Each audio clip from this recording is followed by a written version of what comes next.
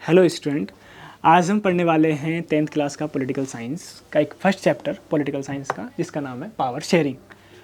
अब जब हम इस चैप्टर को शुरू करते हैं तो हमारे दिमाग में कुछ क्वेश्चंस रेज होते हैं कि पावर क्या हो सकती है पॉलिटिकल साइंस के रिलेशन में, या फिर पावर शेयरिंग कैसे काम करती है।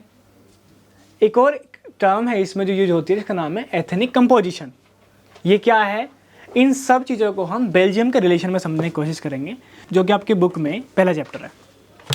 तो पावर शेयरिंग जब हम पढ़ते हैं तो हम पावर को जब पढ़ते हैं तो पावर एक एबिलिटी है जिसमें हम किसी चीज़ को, किसी वस्तु को, किसी कंट्री को इन्फ्लुएंस करते हैं, और उसके इन्फ्लुएंस में हम किसी कंट्री का डेवलपमेंट या फिर उस पावर के थ्रू, उस पावर से हम किसी कंट्री का डेवलपमेंट करते हुए या तो उसको हम बहुत उसका अपलिफ्टमेंट कर सकते हैं, या फिर उस कंट्री के साथ में डिसइंटीग्रेट करते हुए, या उस कंट्री को डिवाइड करते हुए, या उसका अंडर डेवलप्ड करते हुए, उस डिस्क्रिमिनेट बिहेव करके भी उसको हम एक अलग दिशा दे सकते हैं। तो असल में ये सारी ओवरऑल जो चीज़ें होती हैं किसी कंट्री के डेवलपमेंट की, वो पावर जिस कंट्री में, जिस गवर्निंग बॉडी के पास में होती है, उस पर डिसाइड होता है कि पावर का इस्तेमाल करके कोई कंट्री किसी कंट्री को कहाँ लेके जा सकती है। ये चीज़ होता है बेसिकली यहाँ पर इस चैप्टर में। इसका मतलब यहाँ पर ये है। दूसरा, पावर शेयरिंग का मतलब, शेयरिंग का मतलब डिवीजन से है कि जब पावर को शेयर करते हैं तो इसका मतलब पावर को डिवीजन या फिर डिवाइड करते हो आप किसी स्टेट के रिलेशन में। एक चीज़ अब हम ये समझने की कोशिश करते हैं कि एथनिक कंपोजिशन क्या होता है। एथनिसिटी या एथनिक कंपोजिशन का मतलब बेसिकली कल्चर से है। जब आप किसी एक पर्टिकुलर कम्युनिटी को ये ट्रेस करते हो कि ये कम्युनिटी जिस भाषा को बोलती है, जिस रिलीजन को ये फॉलो करती है, रिलीजन बेसिकली कहाँ से आता है, एक पर्टिकुलर कम्युनिटी का जो रिलीजन है बेसिकली, या जो लैंग्वेज है वो, ये इसके पेरेंट्स या फिर सो ऑन उसके ग्रैंड पेरेंट्स या ग्रैंड फादर उसको बोलते थे। तो एक कम्युनिटी उसमें जो है कुछ सेंस ऑफ बिलोंगिंगनेस, कुछ सेंस ऑफ कॉमननेस उसमें अंदर होती है जो वो लेकर के चलता है। तो आप उस पर्टिकुलर कम्युनिटी को एक लैंग्वेज से, एक उनके रीजन को, उनके रिलीजन को, उनके प्रैक्टिसेस को, उनके नॉर्म्स को, कल्चर को आप समझ पाते हो पर्टिकुलर एक नाम से ही। तो वो एथनिक कंपोजिशन होता है। अब हम यहाँ पर बेसिकली ब्रुसेल्स के एथनिक कंपोजिशन की स्टडी करने वाले हैं। और ब्रुसेल्स एक स्टेट है यूरोप का, जो कि हरियाणा के ही जो उसका एरिया है उसी के लगभग उसी के समान है। एक चीज़। दूसरा ये कि जो ब्रुसेल्स, जो बेल्जियम है बेसिकली, जो बेल्जियम का जो नॉर्थ वाला हिस्सा है उसको फ्लेमिश रीजन बोलते हैं, जो, और उसका जो साउथ वाला हिस्सा है उसको वलोनिया बोलते हैं, वलोनिया रीजन उसको बोलते हैं बेसिकली। उसमें क्या होता है, उसमें 40% लोग फ्रेंच लैंग्वेज बोलते हैं, और जो नॉर्थ में जो हिस्सा है, जो फ्लेमिश रीजन है, उसमें 59% डच लैंग्वेज को लोग वहाँ के बोलते हैं, और 8% जो लोग हैं वो जर्मन लैंग्वेज बोलते हैं, जो कि इस साइड वाला हिस्सा है, ईस्टर्न रीजन है किसका, ब्रुसेल्स का। अब यहाँ पर आप देखोगे कि ओवरऑल कंट्री में जो डोमिनेंट है किसी लैंग्वेज के जो लोग बोलते हैं, उनमें डोमिनेंट है डच लैंग्वेज के लोग का डोमिनेंट है। ठीक है।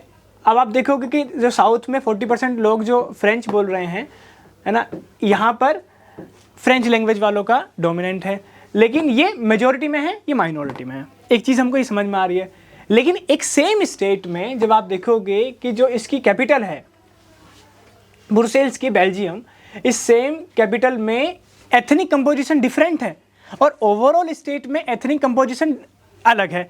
तो यहाँ पर एक कॉम्प्लेक्सिटी हो जाती है किसी स्टेट या गवर्निंग बॉडी को कि कैसे इस कंट्री में डेवलपमेंट का इंश्योर करें। अब देखेंगे यहाँ पर कि यहाँ पर भी जो ब्रुसेल्स में जो 80% लोग हैं जो फ्रेंच बोलते हैं, और 20% लोग हैं जो डच बोलते हैं, और 20% लोग डच यहाँ पर बोलते हैं, जो यहाँ माइनॉरिटी में है। बेसिकली ओवरऑल कंट्री में वो मेजॉरिटी में है। जो यहाँ पर मेजॉरिटी में है, इस अंदर कैपिटल के अंदर जो यहाँ पर मेजॉरिटी में है फ्रेंच लैंग्वेज वाले, वो ओवरऑल कंट्री में माइनॉरिटी में है। तो ये जो मेजॉरिटी या जो माइनॉरिटी का जो ये पूरा जो एक सिनेरियो है, वो क्या है कि यहाँ पर डेवलपमेंट इंश्योर नहीं हो पाता है। यहाँ पर हमेशा, क्योंकि लैंग्वेज एक बहुत बड़ा ना बैरियर होता है। लैंग्वेज अगर हम लोग अब 10-5 लोग अगर हम सिमिलर लैंग्वेज बोलते होंगे तो चांसेस ज़्यादा है कि हम लोग अपने आइडियाज़ को स्प्रेड करके एक अच्छे गोल की तरफ अग्रसर हो सकें। लेकिन ये तब नहीं हो पाएगा जब हम डिफरेंट लैंग्वेज बोलते होंगे। यदि मैं किसी को तारीफ़ कर रहा हूँ किसी ग्रुप की या किसी सामने वाले व्यक्ति की, तो वो कहीं ना कहीं उसको गाली ना समझ ले, और यदि वो मुझे गाली दे रहा है लेकिन मैं नहीं समझ सकूँगा, मुझे लगेगा वो मेरी तारीफ़ कर रहा है। तो जब दो व्यक्ति सिमिलर लैंग्वेज बोलते हैं तो ये चांसेस होते हैं कि वो दो व्यक्ति आगे तक जा सकें। लेकिन जब दो व्यक्ति डिफरेंट लैंग्वेज बोलते हैं तो यहाँ पर कॉन्फ्लिक्ट के चांसेस ज़्यादा बढ़ जाते हैं, जैसा कि यहाँ पर बेल्जियम में भी वही कॉन्फ्लिक्ट यहाँ पर बने हुए हैं। तो 60s का दौर में, 60s के टाइम में यहाँ पर काफ़ी लड़ाइयाँ हुई, काफ़ी कॉन्फ्लिक्ट रहे, जिससे निकलने के लिए गवर्नमेंट ने अलग अलग तरीके के काम किए और उनसे यहाँ के इस स्टेट को निकाल कर लेकर आए बेसिकली। अब हम बात करते 60s के दौर की, तो 60s के टाइम में क्या हुआ, जो ब्रुसेल्स था और जो बेल्जियम था, दोनों में ही कॉन्फ्लिक्ट रेज होने लगा।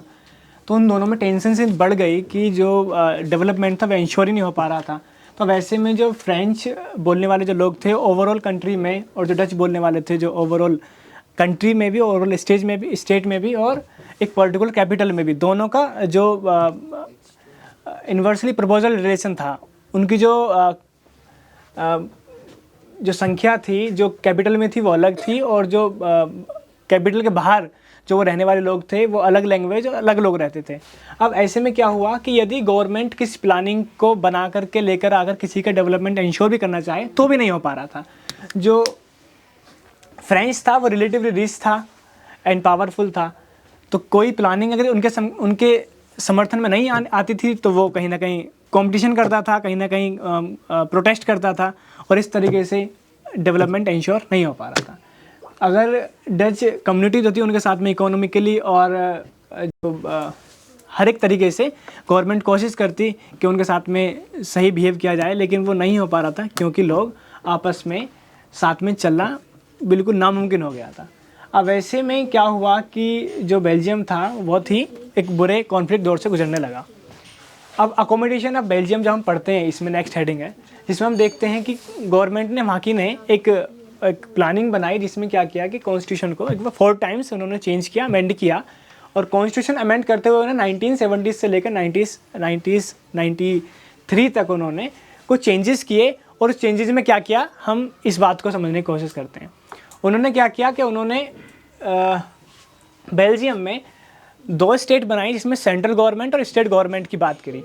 उन्होंने कहा कि दोनों ही गवर्नमेंट में क्या होगा, जो मिनिस्टर होंगे, जो रिप्रेजेंटेटिव होंगे, दोनों ही कम्युनिटीज़ के रिप्रेजेंटेटिव इक्वल रिप्रेजेंटेशन में आएंगे वहाँ पर, जिससे कि दोनों ही लैंग्वेज के रिप्रेजेंटेटिव्स अपने ही भले के लिए सोच सकेंगे एक चीज़, या फिर उन प्रॉब्लम्स को रेज कर सकेंगे जो उन्हीं की लैंग्वेज में या उन्हीं के लोगों में, लोकल लोगों में प्रॉब्लम्स इनएविटेबल हैं, उन्हीं पर आकर के वो बात कर सकेंगे और उस प्रॉब्लम का सॉल्यूशन कर सकेंगे।